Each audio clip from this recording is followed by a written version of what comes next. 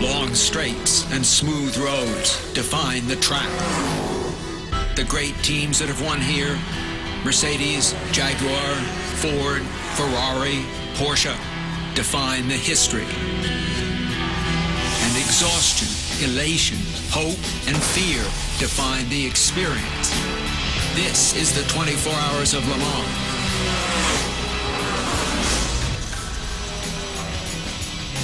For so many decades, people couldn't mention the 24 Hours of Le Mans without mentioning six-time winner Jackie Ickx. That has now changed. Now we cannot talk about this event without mentioning the 8-time winner, Tom Kristensen. He is Mr. Le Mans, and part of Tom's ritual each and every year is speaking with our Calvin Fish prior to the race. Tom, I believe you can hear us. Go ahead and speak with Cal. Hey Tom, it's Calvin. Great to see you down there on the grid, mate. And it looks like you and the boys have worked tirelessly to develop a very strong race car. However, is it fast enough to beat the Lions here today, or do you need to rely on the excellent execution as you did back in 2008?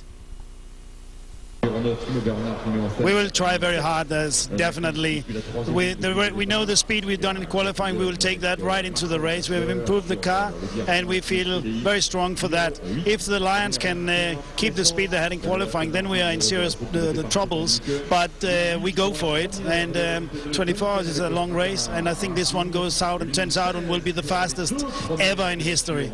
Tom, your little mate Alan is starting the race. He stated before this weekend that the first lap would really be a good indicator as to the true potential of this race car in the race today. What do you look for in these opening laps with Alan behind the wheel? I look out for, I mean, Alan, in the beginning, we started on a medium tire. We were close to start on the soft. Alan will take the car through the first laps, and I will join in and take the steering wheel second, and Dindo third. We feel we have a strong car, but we feel everyone has talked so much about the favorites from Peugeot this year. But we just want to go hard every lap, expect the unexpected, and just be absolutely doing a zero problem job. And Jost and the other guys in the back of us here, I'm sure they will service us very fast when we need a little bit of fuel and tires. All right, mate. Well, best of luck today. Have a great run. Thank you, Cal. Hi, everyone. Enjoy the race. There he is, Mr. Le Mans, Tom Kristensen, a great friend of ours, great friend of Speed's, and he is going for his 9th win. Let's tell you about how you can stay with us here right throughout the race. It's either here on Speed or speed.com. We'll be with you here on Speed up until 12:30 p.m. Eastern. Then we switch over for coverage on speed.com. We need to go away for some other broadcasting and some other coverage. We will be back with you at 6 p.m. Eastern right through until the finish and beyond. All right, let's talk more about this 8.5-mile monster with a man who has won here. Scott Pruitt, take it away. You come out of the pitch, go up to the Dunlop curves, 175 miles an hour. This is a very fast, very fluid track. Down through Teton Rouge, 155, up the Moselon straightaway, up to 215 miles an hour, either 5th or 6th gear, depending on how many gears you have in your car. Down to Moselon, down in the corner, 55 miles an hour, back up to 215 as you approach Indianapolis. And then the slowest turn on the track, Arnage, down to about 50 miles an hour, straight back up, pushing 200 miles an hour as you enter the Porsche curves, down to the Ford chicane. It's fun, it's fast, it's 24 hours, man. Let's go racing. We're talking numbers, we're talking figures. Brian, bring us those important stats. Well, it's everything that everyone's talked about. It's the emotion, it's the drama. You can feel the ghost of competitors past when you walk into pit lane, because it is Le Mans. And take a look, 55 cars, 165 drivers, 14 hours maximum drive time, and we've seen drivers do it in the past. If one of the 3 drivers becomes ill or whatever, 3,000 plus miles, 30 plus pit stops. You want competition, this is it. Speed's well over 200 miles an hour. It's going to be exciting, Lee. Dorse, put your weather hat on. How's it looking? It's looking beautiful. I'll tell you what, and I guess our guys and gals in the pits are going to love this. Only a 30% chance of rain tonight, 10% today. Tomorrow's beautiful, 72 degrees. You couldn't ask for better. All right, there are some clouds above, but let's hope they do not drop anything on the circuit.